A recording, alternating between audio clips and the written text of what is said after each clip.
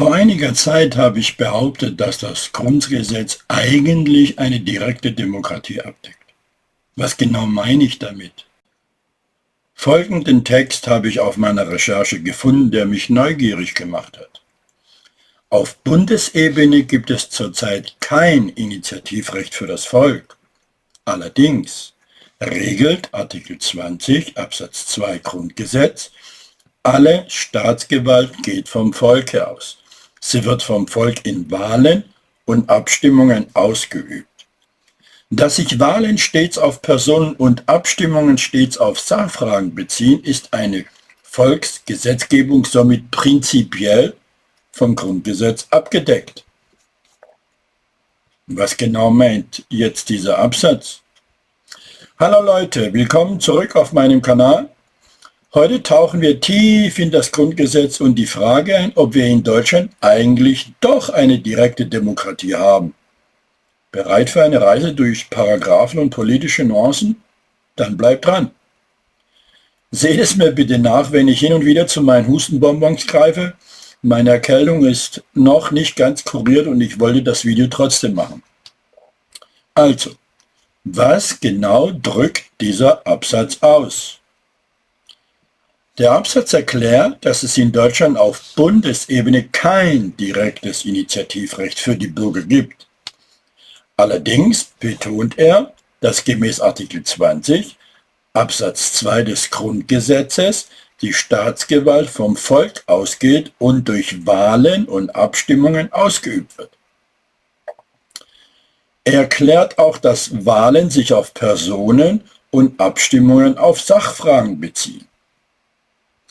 Daher könnte man eigentlich argumentieren, dass eine Volksgesetzgebung im Grunde genommen durch das Grundgesetz abgedeckt ist. Was heißt denn jetzt das? Daher könnte man argumentieren, dass eine Volksgesetzgebung im Grunde genommen durch das Grundgesetz abgedeckt ist. Heißt das, eine direkte Demokratie sei durch das Grundgesetz abgedeckt? Oder was bedeutet Volksgesetzgebung? Schauen wir uns das doch mal genauer an. Also, Volksgesetzgebung bezieht sich auf die Möglichkeit, dass die Bürger tatsächlich direkt an der Gesetzgebung teilnehmen können, etwa durch Volksabstimmungen oder andere Formen direkter Demokratie. Und wenn man sagt, dass dies im Grunde genommen durch das Grundgesetz abgedeckt ist, bedeutet es, dass die rechtlichen Grundlagen im Grundgesetz so gestaltet sind, dass solche Formen der direkten Demokratie, genau hinhören bitte, theoretisch möglich wären. Eben, theoretisch. Wäre ja auch zu einfach, oder? Leider ist es jedoch nur eine Interpretation und kein direktes Recht, das automatisch in der Praxis angewendet wird. Hä? Es ist jedoch eine Interpretation und kein direktes Recht, das automatisch in der Praxis angewendet wird? Das verstehe ich nicht. Erstens, wer kann dann behaupten, dass es im Grunde genommen abgedeckt ist? Und zweitens, warum ist es jedoch nicht tatsächlich so? Das ist mir zu hoch. Dir auch?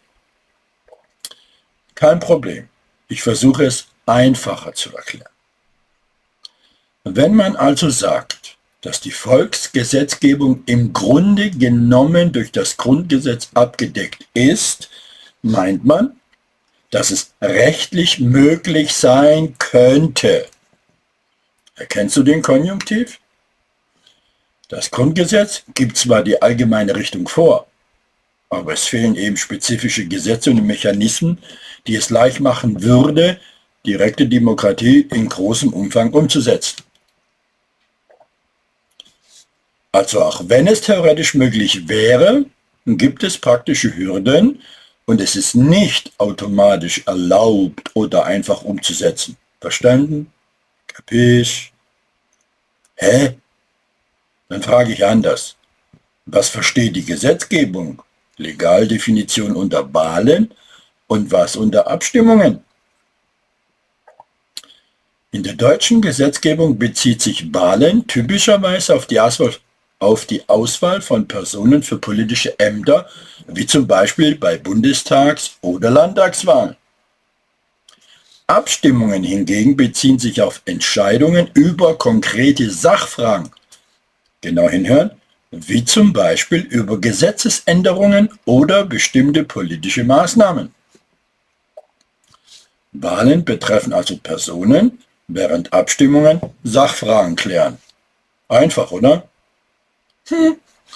Wenn das die Legaldefinition ist, was ist dann nicht zu verstehen? Was ist dann noch interpretativ? Die Legaldefinition von Wahlen und Abstimmungen ist zwar klar wie dicke Tinte, aber die Interpretation dessen, wie weit das Recht des Volkes zur direkten Beteiligung gehen sollte, bleibt offen. Wäre ja zu einfach in einer Demokratie wie Deutschland, oder? Okay, weiter. Das Grundgesetz legt zwar den Rahmen fest, aber die konkreten Bedingungen und Mechanismen für eine breite, direkte Demokratie sind nicht im Detail ausgearbeitet. Genau genommen gar nicht. Daher bleibt eben Raum für Interpretation, wie viel direkte Beteiligung in der Praxis umgesetzt werden sollte, könnte, dürfte, müsste, auch wenn die Begriffe selbst klar definiert sind.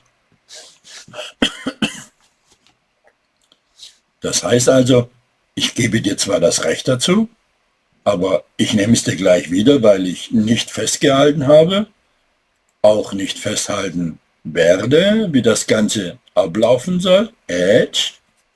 Genau. Das trifft den Nagel aber sowas von auf den Kopf. Das Grundgesetz gibt die allgemeine Richtung vor. Aber die Details und Mechanismen für die Umsetzung direkter Demokratie sind nicht ausführlich festgelegt. Das lässt eben Raum für Diskussion und Interpretation, wie diese Ideale in der Praxis umgesetzt werden könnten oder sollten. Warum haben dann zum Beispiel Bayern, Hamburg, Hessen es umsetzen können? Weil sie es eben direktdemokratisch interpretiert und die Mechanismen dafür gelegt haben. Genau. Du hast es richtig erkannt, Georg. Einige Bundesländer wie Bayern, Hamburg und Hessen haben eigene Regelungen und Mechanismen geschaffen, um direktdemokratische Elemente wie Volksbegehren oder Volksentscheide auf Landesebene umzusetzen. Sie nutzen genau den Spielraum für Interpretation und Gestaltung, den das Grundgesetz lässt, um auf Länderebene direkte Demokratie in bestimmten Bereichen zu ermöglichen. Genaues darüber findest du im Video 50.3 Demokratie von der Weimarer Republik lernen. Hier ist das Video verlinkt. Okay, zurück zum Thema.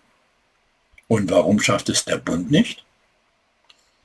Einige könnten jetzt argumentieren, dass der Bund politische und institutionelle Hürden hätte, die die Einführung von direktdemokratischen Elementen behindern. Man könnte weiter meinen, dass der Bund mit komplexen Themen und den Interessen vieler unterschiedlicher Gruppen, Lobbyismus etwa, ein Schelm, wer sowas denkt, zu tun hätte, die eine breite, direkte Beteiligung erschweren könnte.